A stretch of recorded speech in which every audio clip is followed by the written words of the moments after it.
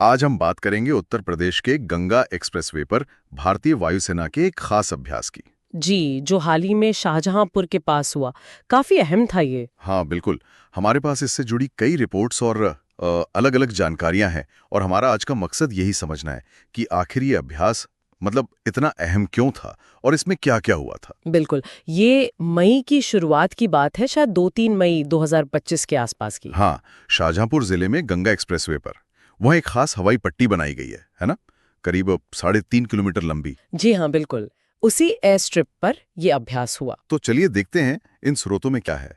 सुनने में तो आया है कि कई तरह के बड़े विमान शामिल थे इसमें। हाँ, और कुछ खास तरह की एक्टिविटीज भी हुई। जैसे कि सूत्रों के मुताबिक देखिए, राफेल था, सुखोई 30 MKI, मिराज 2000, जगुआर, ये सब फाइटर जेट्स। सारे फ्रंटलाइन फाइटर्स। जी, और साथ ही वो बड़ा वाला ट्रांसपोर्ट एयरक्राफ्ट सुपर हर्क्यूलीज C-130J वो भी था। अच्छा, वो भी। एक रिपोर्ट में तो शायद 15 विमानों के टच एंड गो का जिक्र है। हाँ, ये संख्या कुछ रिपोर्ट्स में आई है। टच एंड गो और फास्ट टेक ऑफ और लैंडिंग का अभ्यास किया गया। ये लैंड एंड गो और फास्ट टेक ऑफ और लैंडिंग, इसको थोड़ा समझाएंगे? मतलब सुनने में तो काफी तेज लगता है ये सब। हाँ, तेज तो होता ही है।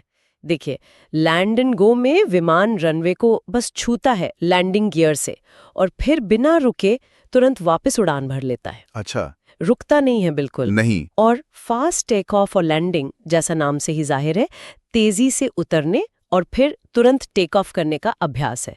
ये सब उस एक्सप्रेसवे की एयर स्ट्रिप पर किया गया। समझ गया।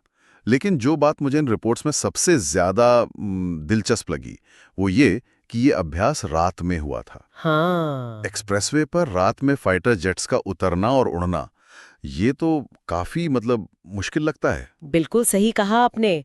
और शायद यही इस अभ्यास की सबसे बड़ी खासियत भी है। अच्छा। जी हाँ, ये पहली बार था जब किसी एक्सप्रेसवे पर रात के अंधेरे में इस तरह का ऑपरेशन किया गया।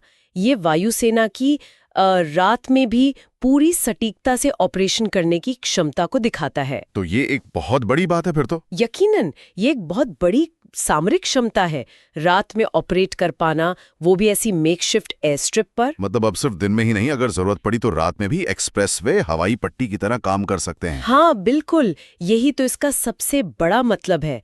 ये दिखाता है कि देश का जो इंफ्रास्ट्रक्चर बन रहा है, जैसे ये एक्सप्रेसवे, वो सिर्फ आम लोगों के आने जाने के लिए ही नहीं है, बल्कि जरूरत पड़ने पर, खासकर इमरजेंसी में, सेना की मदद के लिए भी पूरी तरह तैयार है।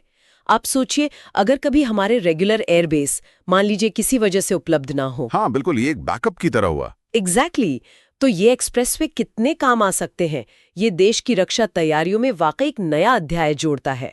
और इन रिपोर्ट्स में एक और पहलू का भी जिक्र है, उसे हाल की कुछ घटनाओं से जोड़कर देखा जा रहा है। हाँ, कुछ जगहों पर ऐसा विश्लेषण किया गया है। कुछ स्रोत इसे वायुसेना की ताकत के प्रदर्शन की तरह भी बता रहे हैं, शायद पहलगाम हमले के बाद जो माहौल था उसके संदर्भ में। हाँ, ये बात भी कुछ विश्लेषणों में कही गई है कि मौजूदा तनाव को देखते हुए यह अभ्यास वायुसेना की तैयारी और क्षमता दिखाने का एक तरीका हो सकता है।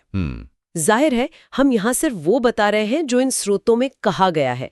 इसमें हम अपनी तरफ से कोई पक्ष नहीं ले रहे हैं। बिल्कुल, ये साफ करना जरूरी है। तो अगर हम पूरी तस्वीर देखें, सारे पॉइंट्स को जोड़ें, तो ये सिर्फ कुछ विमानों का एक्सप्रेसवे पर उतरना उड़ना भर नहीं था।